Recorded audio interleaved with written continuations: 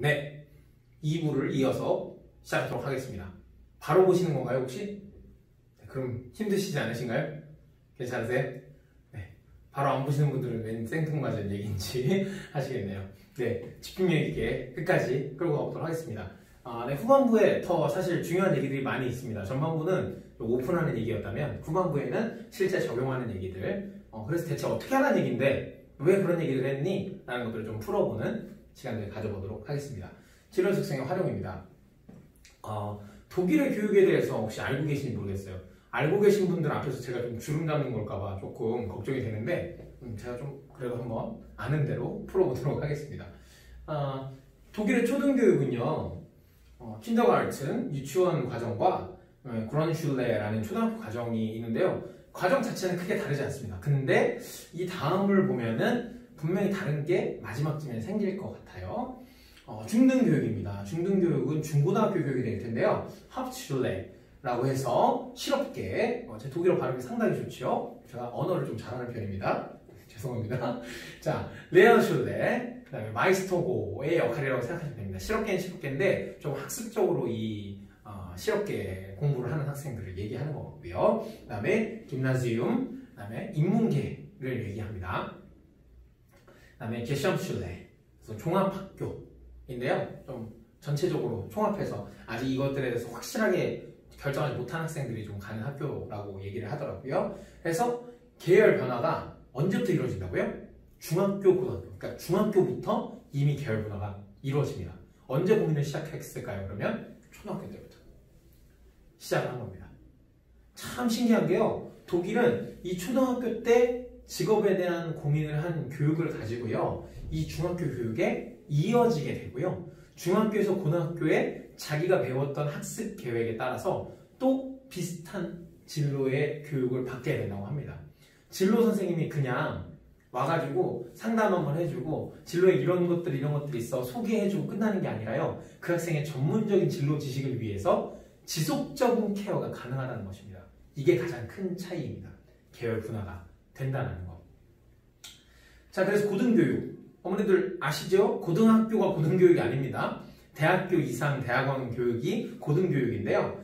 하우슐레, 전문대학입니다. 우리나라로 따지면. 그 다음에 유니버시티가 이제 종합대학, 우리나라로 따지면 그렇게 되어집니다.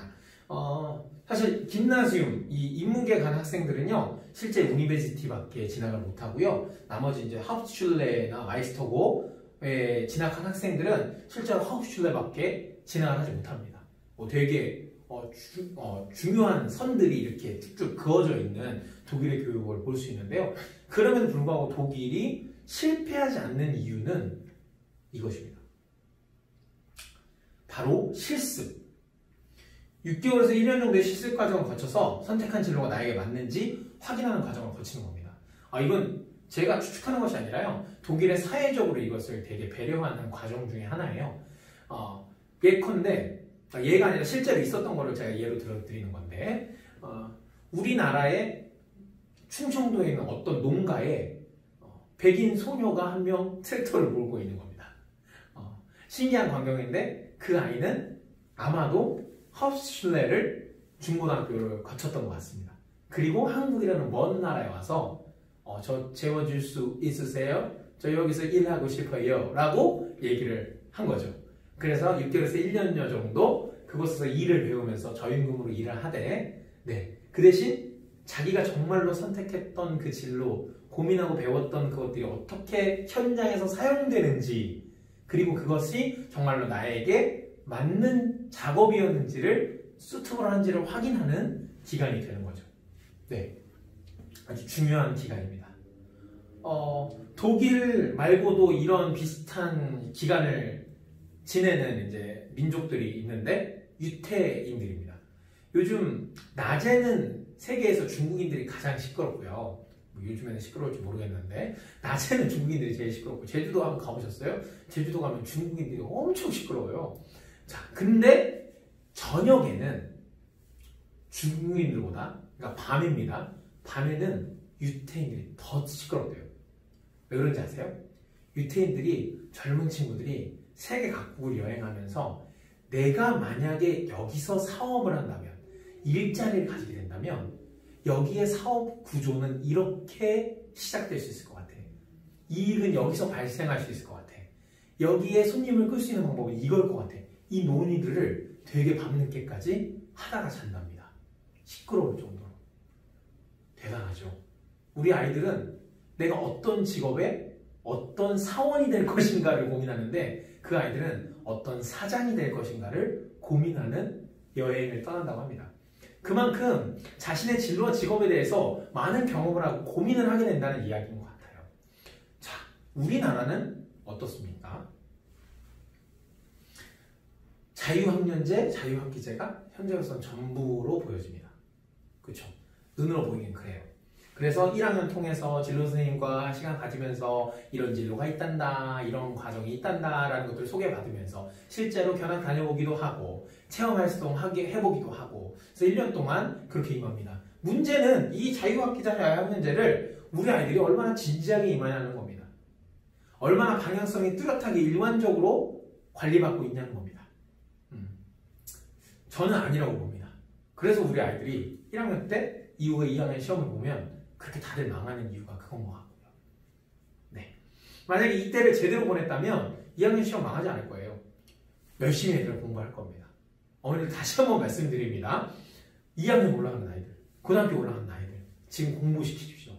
지금 방학이 미뤄지고 개학이 늦춰져서 아이들 살판 났죠. 되게 막 공부 안 하고 겨울방학 동안 2달 동안 고생했으니까 나 좀 쉬면 안 돼 엄마? 이렇게 얘기하죠. 어머님들도 마음이 약해지셔가지고 우리 아이 진짜 2달 동안 고생 많이 했는데 지금 좀 쉬어도 되지 않을까?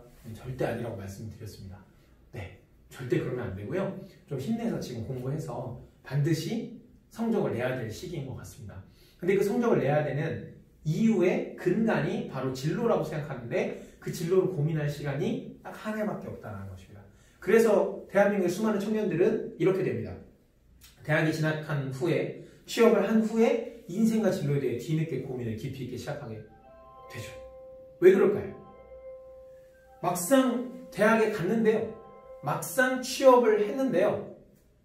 자신의 진로랑 영 안 맞는 겁니다. 자신의 상관과 영 안 맞는 겁니다. 그런 과정을 거치지 않고 직업을 선택했더니 회의감이 밀려오더라는 겁니다.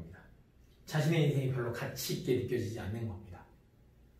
차라리 가족이 생기고 사랑하는 자녀가 생겨서 책임감이라도 있으면 좋을 텐데 요즘에는 결혼도 되게 늦게 하잖아요. 그래서 인생이 되게 무미건조해지는 거죠. 자신의 진짜 직업, 자신의 진짜 진로를 찾기까지 학생들은 되게 고민의 번뇌의 시간을 가지게 됩니다.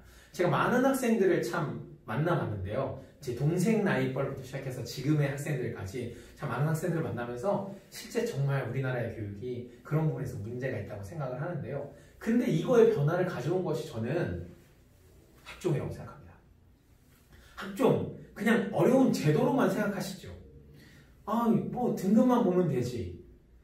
생기부도 보고 자소서도 보고 면접도 보고 이제 강화되면 수능 최저까지 생기고 수능까지 공부하라고 되게 어려운 것만 왜 이렇게 시키냐.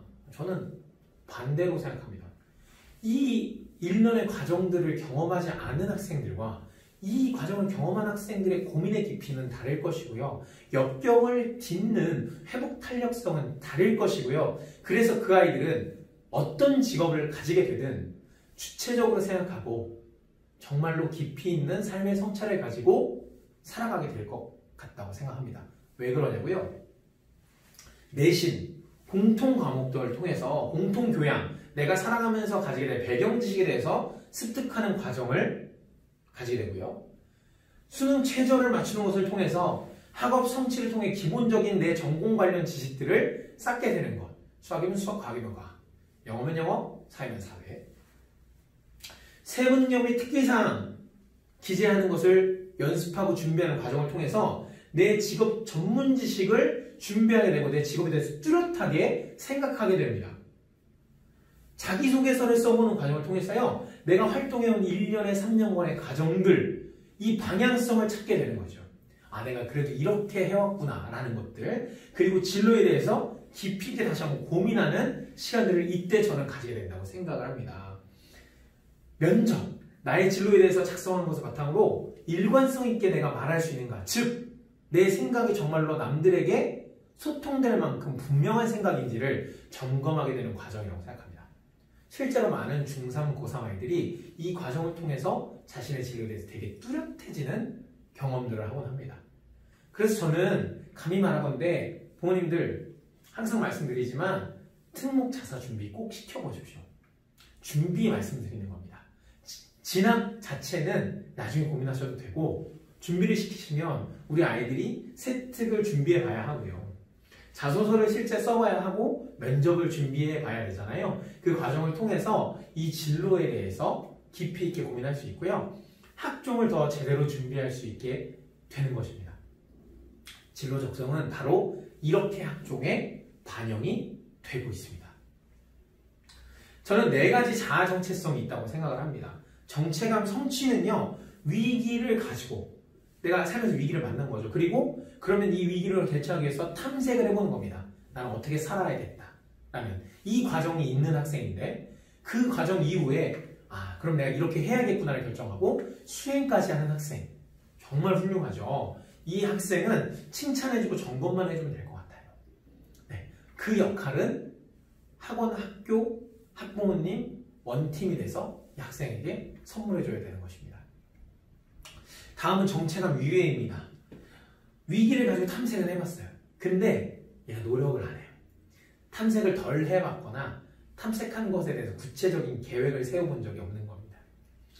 실행을 도울 누군가가 필요하겠죠. 관리를 받을 전문가를 찾으시길 바랍니다. 자, 정체감 유실인데요. 위기 탐색을 해본 적이 없습니다. 근데 이 학생은 참 성실하고 착해서요. 수행은 정말 열심히 하는 학생입니다. 노력파예요. 근데 그 방향성이 어디로 흘러가고 있는지 본인도 확신하지 못해서 답답해하고 부모님도 그냥 착하고 열심히 하긴 하는데 왠지 그 끝까지 가지는 못하는 그 아쉬운 2%가 부족하다고 느껴지는 학생. 정체감 유실인데요. 올바른 방향을 먼저 제시해줄 필요가 있기 때문에 저희가 검사를 실시하고 있는 겁니다. 검사는 그냥 진행하기만 하면 되는 게 아니라요. 그 결과지 보고 그냥 부모님들이 자의적으로 해석해서 어머 맞아 얘 이렇게 시켜야겠구나. 이게 아닙니다. 전문가가 올바른 해석을 해주고 그거에 따라서 같이 고민한 후에 그게 완전히 이 아이의 인생의 답은 아니거든요. 그러면 이 아이가 이런 기본적인 성향을 가지고 어떻게 고민해야 될지를 깊이 있게 탐구하는 과정을 같이 시작하는 단계라고 볼 수 있습니다. 마지막은 정체감 혼미입니다. 이름부터 상당히. 자, 위기 탐색도 해본 적이 없고 애는 노력도 안 해요. 얘는 진짜 자유분방하고 어떻게 생각하는 애인지 모르겠어요. 마치 우리 아이 같아요 하시는 분들, 네, 저희한테 한번 보내보시면 답이 어떻게든 나오지 않을까 생각을 한번 해봅니다. 자, 검사와 해석에 들어가서 어떻게 검사를 진행해야 되는지, 어떻게 해석해야 되는지를 제가 한번 얘기해보고자 합니다.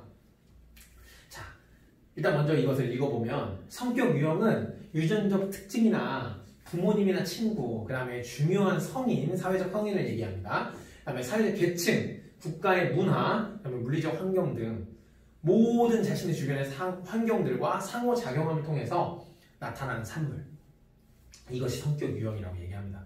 홀랜드가 얘기를 한 거고요. 1959년에 이렇게 얘기를 한 거예요. 그래서 이 홀랜드 이론을 가지고 기반한 검사들이 시중에 많이 나와 있는데 그 중에 저희는 저희 진로 진학 검사지를 사용하고 있습니다.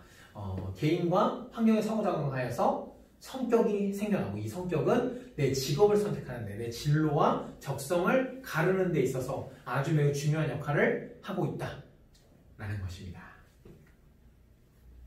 총 6가지의 유형이 있습니다. 이 유형을 좀 이따가 간단하게 해석을 해드리겠습니다. 기준은 2가지입니다. 크게 세로 기준, 가로 기준이 있는데요. 세로 기준 위에 2가지 실제형과 탐구형을 보시면요. 사물이라고 나와 있잖아요. 사람을 대하는 능력보다는 사물을 직접 다루는 능력에 소질이 있는 사람들입니다.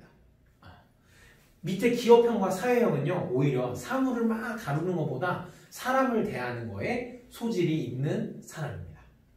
자, 구체성, 실제형, 관습형, 기업형은요, 구체적인 것, 계획적인 것, 실천적인 것이 그들의 성격이라고 할 수 있습니다. 오른쪽 3개인 탐구형, 예술형, 사회형은요, 독창적인 것, 창의적인 것, 추상적인 것, 자율적인 것이 그들의 성격이라고 볼 수 있습니다. 그럼 6가지를 제가 간단하게 얘기를 해볼까요? 실제적 유형부터 얘기를 해보면 구체적인 사물에 대해서 내가 계획을 따라서 실천하는 것, 어떤 조작을 반복적으로 하는 직업을 얘기합니다. 실제적 유형의 학생은 아마도 정비공, 아마도 운동선수, 반복적인 엔지니어링을 작업하는 일들에 소질이 있을 것 같습니다. 관습형을 볼까요? 관습형은 구체적인 어떤 사물보다는 관념적인 일에 대해서 계속 반복적으로 수행하는 사람들을 얘기합니다. 대표적으로 비서직이 있겠네요. 그쵸? 네. 다음, 기업형입니다. 기업형은요, 구체성 가운데 가장 사람을 많이 좋아하는 사람이에요. 그쵸? 사람들과 대화를 하는 것을 즐기지만 이는 분명한 룰 안에서 얘기가 되어야지 즐거운 사람입니다. 법관들이 있겠네요. 그쵸? 법 쪽에 있는 사람들이 법을 통해서 이 사람들의 룰 안에서 소통하고 그것을 서열을 이야기하면서 질서를 얘기하는 사람, 네, 될 수 있겠고, 기업형인 만큼 기업가도 마찬가지입니다. 회사라는 경영 룰 안에서 사람들을 통솔하고 다루는 일에 아주 능통한 사람을 이야기합니다. 사회형은 어떤 사람일까요? 사회형은 구체적인 것이 아니라 좀 추상적인 것, 즉 마음입니다. 마음의 문제를 해결할 수 있는, 면대면으로 사람과 사람으로 해결할 수 있는 것에 능통한 사람입니다. 자, 그러면 사회적 유형은 상담가, 교육가 같은 사람들이 있을 수 있겠습니다. 다음은 예술적 유형인데요. 예술적 유형은 뭐 이름이 너무 뻔하니까 근데 이런 게 있겠죠. 요즘에는 작가, PD, 아이들이 참 많이 꿈꾸더라고요. 프로그램들을 막 보다 보니까 어떻게 저렇게 멋진 아이디어를 낼까라는 생각들을 하면서 우리 아이들이 꿈꾸고 있는 것 같습니다. 마지막으로 탐구형인데요. 탐구형은 구체적인 사물이 아니라 이 사물의 추상적인 면, 원리와 개념에 대해서 깊이 있게 심층적으로 다가갈 수 있는 학생, 즉 연구직을 얘기합니다. 과학자 교수님들을 얘기하는 거죠. 자, 이런 6가지 유형 중에서 우리 아이는 도대체 어떤 유형에 속하고 1유형이 이건데 2유형이 이거라면 우리 아이는 메인 유형을 따라가면서 어떻게 보조를 해줘야 참 균형 있게 학습할 수 있을까를 제가 검사 결과를 통해서 안내해드리고자 합니다. 그래서 검사를 진행하신 다음에 꼭 저랑 상담 진행하시면 좋겠어요. 자, 그래서 이 6가지 코드에 기반한 저의 검사 결과를 보여드립니다. 검사 결과에 2가지가 나오네요. 첫 번째는 막대 그래프가 나오는데요. 막대 그래프에 실제적에도 2개, 각각의 이제 2개씩이 보이실 거예요. 초록색 영역은, 초록색 점수는 T 점수라고 해서요. 표준 점수입니다. 내신 점수나 수능 점수를 산출할 때도 표준 점수가 있는데요. 예컨대 이런 겁니다. 그때 따라서 시험이 쉬웠어요. 모든 사람이 90점을 받았습니다. 제가 90점을 받았어요. 그럼 저는 잘하는 학생일까요? 그렇지 않을 겁니다. 그냥 보통인 학생인 거죠. 그렇죠? 자, 그런데 어떤 시험이 진짜 어려워가지고 25점의 평균이 나온 거예요. 근데 제가 45점을 받았습니다. 단순하게 상식적으로 계산을 해볼까요? 이 평균들을 비교하기 위해서 다 50점으로 맞추고자 합니다. 90점 평균이 50점이 되는 동안 90점인 사람은 당연히 50점이 될 거고요. 25점 평균이 50점이 되는 동안 45점의 점수를 가진 사람은 90점이 될 겁니다.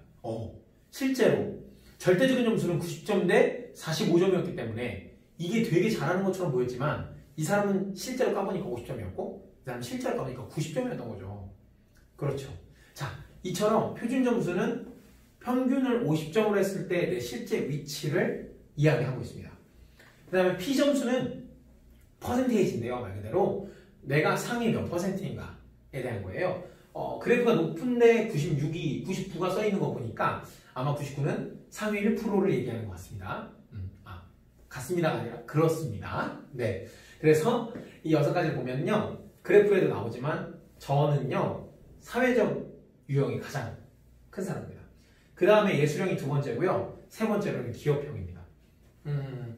학주모 3개월 어머님들 중에서는 제가 기타 치는 거 못 봤을 텐데요. 제가 기타를 좀 치거든요. 노래도 조금 합니다. 네. 부끄럽네요. 네, 그래서 이 아이에 대해서 제가 해석을 2가지 방향으로 좀 해보고자 합니다. 첫 번째 해석입니다. 상천아 만나서 반가워. 네 검사 결과를 보니까 너는 사회형이 제일 높네. 너 되게 놀기 좋아하는구나. 친구들 맨날 만나고 기어폰까지 좋은 거 보니까 너 진짜 너 친구들이랑 노는 거 너무 좋아하네. 너 얘들이랑 그만 놀아야겠다. 응? 너 성적을 선생님 한번 봐야 될 것 같은데 친구들이랑 놀지 않고 공부하면 더 높은 성적을 낼 수 있을 거야. 너 근데 심지어 예술형 너 저번에 들어보니까 너 기타 친다고 했던 것 같은데 너 맨날 이렇게 음악하면서 친구들이랑 노는 거 좋아하구나. 에이 안 되겠다. 너 그거 다 끊고 다 공부에만 집중해. 미치면 들어와. 자 이렇게 해석을 해준다면요 이 학생은 되게 놀기만 좋아하는 허접하고 형편없는 학생이 되는 거죠. 두 번째 해석입니다. 한천아 만나서 반갑다. 검사 결과를 한번 같이 볼까? 사회형 유형이 되게 높네. 선생님이 알기로는 사회형 유형은 친구들과의 소통을 할 때 자신의 생각을 되게 부담스럽지 않게 잘 전달할 수 있고 그 친구의 생각을 경청하기를 되게 잘하는 학생이라고 들었는데 강철이는 되게 친구들에게 좋은 친구가 될 수 있는 학생이 됐다. 친구들의 마음을 잘 만져줄 수 있는 학생이 된 것 같아. 그리고 두 번째 예술형의 점수가 높은 거 보니까 아마도 그런 친구들과 소통을 잘하는 부분은 예술을 통해서 자라는 감성적인 부분이 아주 잘 뒷받침해주는 것 같네. 되게 대단하다. 그럼에도 불구하고 강철이는 기업형 점수도 함께 높은 거 보니까 아마 룰을 어기면서까지 그렇게 하는 게 아니라 좋은 룰 안에서 사람들과 소통하는 것도 잘하는 것 같아. 대단한데? 좋은 리더감이 될 수 있을 것 같아. 리더십을 나중에 잘 발휘할 수 있는 어떤 직업이든 아주 응원할 테니까 한번 잘해보자. 자, 벌써 이야기를 하는 톤부터 제가 달랐지만요. 앞에 해석과 뒤에 해석과 톤이 다르지 않았다고 쳤을 때 앞에 해석하는 해석 전문가는 문제가 있는 사람이고요. 뒤에 해석이 너무 과하다고 생각하시는 학부모님도 있을 겁니다. 근데 저는 그렇게 생각하지 않습니다. 우리 아이들이 진짜로 그 수준을 가지고 살아가는 아이들입니다. 저는 그렇게 믿고 확신합니다. 어머님들, 아버님들, 자녀들은 반드시 그렇게 대단한 학생들입니다. 저희 다음 세대는 반드시 그렇게 대단한 학생들인데요. 문제는 저희가 그렇게 보지 않는다는 데 있습니다. 그리고 이 아이가 하나의 결과물을 가져왔을 때마다 그 하나에 기뻐하고 그 하나에 슬퍼하느라 그거에 집중하느라 이 아이의 미래를 너무 우리가 보려하지 않기 때문에 더 그런 것 같습니다. 분명히 우리 아이들은 성향이 다 다를 거고요. 저는 그거에 따라서 우리 아이들을 깊이 있게 우리 아이들 내면에 이런 부분들이 숨어 있을 것이다라는 것들을 이야기해 줄 거고요. 그것이 정말 우리 아이의 잠재 능력이 될 겁니다. 그것을 끌어낼 수 있는 거는 저는 한 번밖에 안 만나잖아요. 저는 잠깐 만나서 뭐 1시간 남짓 우리 아이들 얘기해 주는 것밖에 할 수 없지만 부모님들은 매일같이 만나시잖아요. 그것을 부탁드리는 바입니다. 제일 중요한 부분인 것 같아요. 자, 검사를 진행하고 결과지가 나오면요. 결과지는 이제 제가 받게 되고요. 검사는 간단하게 먼저 설명을 드리면 90문항의 성격 유형에 대한 질문이 나옵니다. 문장에다가 그냥 예, 아니오를 택하는 거라서요. 되게 쉽습니다. 90문항이라고 되게 어렵다고 생각하실 필요가 없습니다. 그 다음에 90문항에 직업 이름들이 쫙 나옵니다. 그 직업 이름들 중에서 내가 마음에 들거나 선호하는 거는 O, 마음에 안 들거나 나 이거 하기 싫어 하는 것들은 X 하시면 되는 거예요. 180문항이기 때문에 생각이 좀 고민이 깊은 아이들, 아직 배경지식이 조금 없는 아이들은 30분 정도 걸릴 수 있을 것 같고요. 조금 생각이 간결하고 되게 빨리빨리 결정하는 아이들은요 10분이면 다 합니다. 그래서 집에서 검사를 학부모님이랑 같이 지도해 주시면 되는데 단 주의할 사항은 무엇이냐면 검사를 진행하기 전에 꼭 아이에게 이거를 엄마가 바라건대 내가 좀 진지하게 임해봤으면 좋겠어. 엄마는 이 검사를 보고 이 검사 상담해준 선생님을 만난 게 되게 행운이라고 생각해. 행운이라고 생각하는데 우리 누구누구가 같이 그 선생님을 만나서 좀 변화해볼 기회가 있다면 엄마는 되게 더 바랄 게 없을 것 같아. 물론 나중에 바라는 게 더 생기시겠죠? 네. 그래서 그렇게 좀 진지하게 얘기하고 좀 진지하게 임할 수 있도록 해주세요. 네. 그 10분, 30분 동안에는 같이 있어주시는 것도 방법이에요. 이제 어떻게 체크하는지를 보시는 건 아니고 이 아이가 너무 대충 넘기지 않는지 같이 보는 정도. 그리고 직업적인 부분에 나올 때 직업에 아이가 모르는 직업이 나올 수 있어요. 그거에 대해서 간략하게 이제 설명해 주시는 정도로 함께 해주시면 좋겠고요. 그렇게 검사를 진행하고 나면 최종 진학 플래너라는 걸 해야 되는데 그걸 때문에 이제 이 부분이 나오는 거예요. 진학 플래너에서 최종적으로 자기의 진로 계열과 직업을 한 가지밖에, 아쉽지만 한 가지밖에 선택을 하지 못하게 됩니다. 그래서 유형 검사를 통해서 나왔던 나의 유형에 따라서 추천되는 직업들이 몇 개가 생깁니다. 뭐 적은 학생도 있고 많은 학생도 있어요. 그 추천해지는 직업군 중에서 내가 원하는 게 없으면 맨 오른쪽으로 빠져보면은 직업을 추가할 수 있는 란이 있습니다. 거기 눌러보면 모든 직업이 다 나오거든요. 그래서 거기서 추가해놓고 그걸 선택하고 다음으로 넘어가면 됩니다. 그래서 계열 선택하고 직업 선택하고 그 다음에 학과 선택하고 학교 선택하면 됩니다. 학교는 기왕이면 아이들과 재밌는 이야기 많이 하면서 그래도 우리 여기는 한번 써봐야 되지 않을까? 이렇게 해보시면 좋을 것 같아요. 물론 상담 보면 제가 조금씩 깝니다. 네. 그래서 이렇게 나오게 된다는 것이죠. 제가 강조해야 될 부분은 이 부분인 것 같은데요. 학생들이 아까 학종과 진로가 대체 무슨 상관인지는 제가 이렇게 연결지어 드렸잖아요. 근데 진로가 분명하지 않는 학생이 이 활동들을 제대로 하기가 어렵습니다. 중구난방으로 진로 활동을 한다면요, 학생이 일단은 지치기만 할 거고요. 되게 여러 활동을 하느라 정작 중요하게 집중해야 되는데 내신이라든지 수능 준비라든지 놓칠 수도 있을 겁니다. 그래서 진로가 되게 중요하다고 말씀을 드리는 거예요. 진로를 확실히 정해놓고 이 활동들에 임한다면 분명히 우리 아이들은 한 가지 갈래 안에서 열심히 자신의 꿈을 위해서 달려갈 수 있을 것이기 때문에 이 검사가 되게 중요합니다. 어머님들의 역할도 되게 중요하고요. 자, 그래서 각각 세부사항별로 자율활동, 그룹활동인데 동아리활동, 그 다음에 봉사활동, 진로활동, 특기활동, 독서활동까지 어떤 활동이 이루어지면 좋겠다라는 것들이 목록 카드에서 쫙 나오고요. 상세적으로도 구체적으로 나옵니다.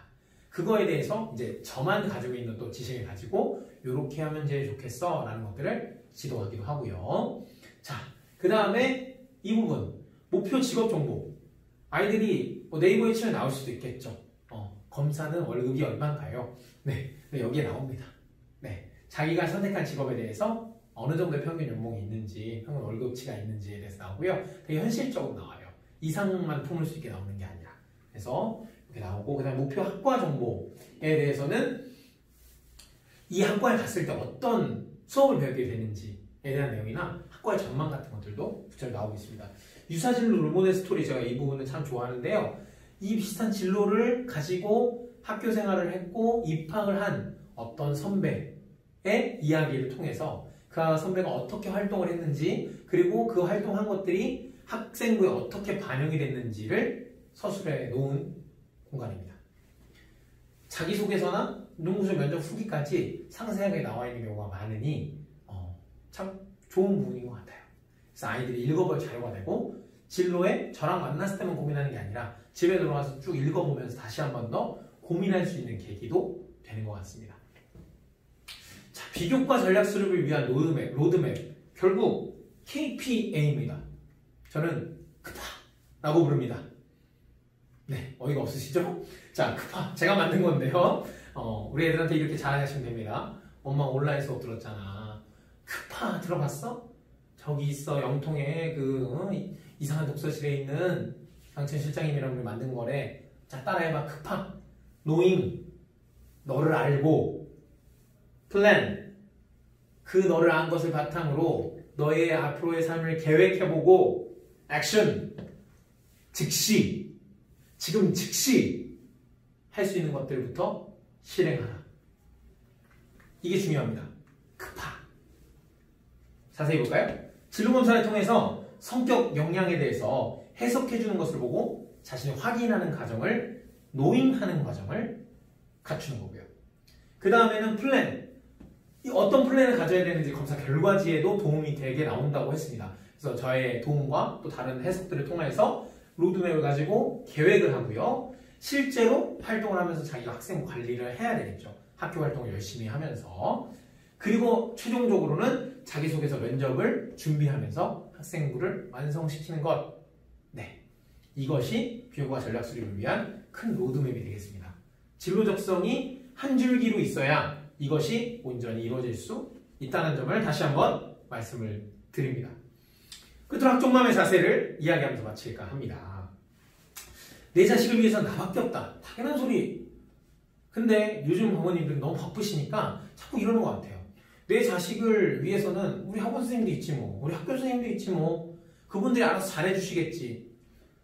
잘해주죠. 저희도 잘해줍니다. 근데 마치 완전한 부모가 될 수는 없는 것 같습니다. 내 자식을 위해서는 결국 나밖에 없습니다. 내가 먼저 알고 준비하는 게 중요하고요. 학종마 잘 들으셨습니다. 끝까지 인내하라. 아까도 말씀드린 부분인데요. 1희 1비 하지 않으셨으면 좋겠습니다. 우리 아이들은 기계가 아닙니다. 어떤 결과를 똑같이 양산해내고 그만큼 수행했으면 그만큼의 결과가 나오는 기계가 아니고요. 사람입니다. 그래서 이번 한 번을 인내하지 않고 이거 한 번에 집중하게 되면요. 이 아이를 기계로 만들어버리는 일일지도 모릅니다. 우리 아이들을 사람으로 대해주셨으면 좋겠고요. 소통에 힘쓰라. 그러기 위해서 소통을 많이 하셔야 됩니다. 특히 아버님들이 소통 많이 해주셨으면 좋겠는데요. 물론 요즘 아버님들 많이 자상하고 착하신 거 압니다. 저희 아버지랑은 많이 다르시죠. 아버지 생각만 하면 저도 많이 눈물이 납니다. 왜 이렇게 그렇게 냉정하셨는지, 왜 이렇게 나를 관심을 가지 않으셨는지. 근데 저 지금 결혼 준비하면서 아버지랑 얘기하면서 아버지랑 얘기할 때 저는 눈물을 정말 많이 흘립니다. 아버지가 저의 마음을 알아줄 때, 아빠도 준비할 때 그런 부분들이 힘들었다고 얘기해 주셨을 때, 저는 멀쩡하고 괜찮은 줄 알았던 아빠가 나를 공감할 수 있는 사람이라는 걸 깨닫게 됐을 때 참 많은 울림이 있더라고요. 우리 아이들도 마찬가지가 아닐까 싶습니다. 다양성을 이해하라. 이 얘기를 할 때 제가 맨날 듣는 예가 있습니다. 저희는 전화를 받을 때 아마 이렇게 받을 것 같은데요. 맞으시죠? 네. 근데 우리 애들은 이렇게 받습니다. 네. 무슨 말씀인지 아시겠나요? 저희는 신용을 해도 저희가 익숙한 것으로 신용을 하는데요. 우리 아이들의 익숙한 것은 스마트폰이라는 거죠. 저희랑 세대 자체가 다릅니다. 문화 자체가 다릅니다. 그것을 내 문화를 주입해서 이 아이를 이해하려고 하면 그때부터 끝까지 인내하는 걸 포기하기 시작하는 겁니다. 이해하시기 바랍니다. 네, 자녀들과 같이 TV 프로그램도 재미없어 보여도 같이 봐보시고요. 보다 보면 재밌어지기도 하는 것 같습니다. 몇 달 전에 저희 맥티스의 우성 원장님이 보내주신 링크가 EBS 링크였는데 BTS를 보면서 막 열광하는 아버지의 모습을 유튜브를 보면서 열광을 하는 거예요. 그런 모습을 봤습니다. 우리 아이들이 열광하는 것에 같이 열광해 줄 수 있는 부모님이라면 우리 아이들은 분명히 마음을 열 수 있을 것 같습니다. 스스로 먼저 성장해야 한다. 이것이 이제 자녀와 학부모님과의 좀 관계였으면 저거는 좀 스스로와의 관계인데요. 먼저 성장하는 부모님이 돼주시기를 부탁드리도록 하겠습니다. 좀 간곡하게 제가 부탁을 드리도록 하겠습니다. 어머님들, 아버님들이 성장하지 않고 정체되어 있는데 우리 아이에게 성장하라고 말하면요. 우리 아이들이 생각보다 영특합니다. 엄마 아빠는 왜 정체되어 있는데 나보고 성장하라고 해? 라는 이상한 의구심이 들기 시작합니다. 그래서 엄마 아빠도 안 하잖아 라는 나중에 변명을 하기 시작할 때 부모님들 마음이 찢어지실지도 모릅니다. 거꾸로 먼저 성장하고 나아가는 모습을 보여주시면 우리 아이들은 그걸 보고 배울 겁니다. 마치 어렸을 때 그 아기가 내가 하는 행동들을 보고 그대로 따라하면서 세상을 접하기 시작했던 것처럼 지금도 똑같습니다. 그렇게 보이지 않을 뿐이지 우리 아이들은 분명히 우리 부모님들의 등판을 보고 자랍니다. 헌신하십시오. 자녀에게만 헌신하는 얘기 아닙니다. 헬리콥터맘이라는 말 듣잖아요. 자녀의 삶에 무조건 다 개입하고 하는 게 아니라 먼저 당신의 삶에 헌신하시는 학부모님들이 되시길 바랍니다. 그리고 우리 아이들에게까지 헌신하셨으면 좋겠습니다. 진짜 사랑이 무엇인지 생각하는 건데요. 이거는 이제 우리 아이들에게 진짜 사랑이 되는 것이 무엇일지를 고민해 보셨으면 좋겠고, 다양성을 이해하는 것에 조금 연계가 되는 부분인 것 같습니다. 마지막으로 스스로 먼저 꿈꾸라. 이것도 스스로 먼저 성장하는 거랑 똑같은데요. 먼저 꿈꾸시고 먼저 성장하는 어머님들이 되셨으면 좋겠습니다. 저의 꿈은요, 늙어서까지 아이들과 소통할 수 있는 사람이 되는 게 꿈입니다. 꿈이 좀 이상하죠. 저는 그러니까 돈을 많이 버는 사람이 되는 게 아니라요. 어떤 직업을 가지는 게 제 꿈이 아니라 늙어서까지 우리 아이들을 이해할 수 있는 사람이 되는 것이 제 꿈의 근간인데요. 그래서 저는 지금은 독서실의 실장을 통해서 우리 아이들을 이해하기 위해 애쓰고 있는 과정을 하고 있고요. 나중에는 어떤 일을 통해서 하게 될지 모르겠습니다. 지금도 계속 저는 그 길을 걸어나가고 있는 과정이라고 생각합니다. 꿈을 이루기도 했고요. 이루어 가기도 했습니다. 저는 이게 진짜 비전, 진짜 꿈이라고 생각하는데요. 우리 아이들에게도 그게 필요하지만 저는 우리 부모님들에게 필요하다고 생각합니다. 어머님들, 아버님들의 인생은 끝나지 않으셨잖아요. 네, 지금도 꾸셔야 될 꿈이 있으리라고 저는 믿습니다. 그리고 그 꿈을 향해 달려가는 모습을 우리 아이들을 닮을 거고요. 저는 가업을 잇는다는 것도 되게 멋있는 일인 것 같아요. 부모님이 정말 멋진 꿈을 꾸고 그 일에 임하는 것을 아이들이 보고 그것에 동참하기를 원하는 마음, 얼마나 멋진지 모릅니다. 네, 그렇게 될 수 있는 멋있는 가문이 되셨으면 좋겠어요. 네, 이상으로 2회차 수업을 모두 마쳤습니다. 30분 30분 정도 나눠서 1시간 정도로 진행을 했는데요. 되게 지루하시지 않으셨는지 모르겠어요. 제가 말을 잘한다고 거짓말을 하긴 했는데요. 네, 중간에 막 더듬기도 하고 막 그랬을 겁니다. 네, 제가 참 부족한 사람인데 끝까지 들어주시면 감사하고요. 그럼에도 저는 부족한 사람한테도 배울 것이 있다고 생각하는 사람이라 저희 부족한 강의에 어머님들이 생각하실 만한 것들이 있었다면 오늘 그 생각을 그냥 그쳐버리지 마시고요. 계속 이어나가셨으면 좋겠습니다. 그리고 저랑 만나 상담하실 때 그 고민에 대해서 이야기해 주시면 저도 기쁘게 들어드리고 싶고요. 우리 아이들에게 더 일단은 집중하고 싶습니다. 그리고 우리 아이들 중간중간에 얘기했던 거 끝까지 공부 열심히 하게 해주시고요. 그 다음에 이 진로 적성에 대해서 깊이 있게 고민하게 해주시고요. 그러면 분명히 행복한 가정 될 수 있을 것 같습니다. 학종맘 3기 2회차 수업 참여해주셔서 감사드리고요. 다음 주에는 현장에서 우리 대표님 수업과 함께 만나도록 하겠습니다. 감사합니다.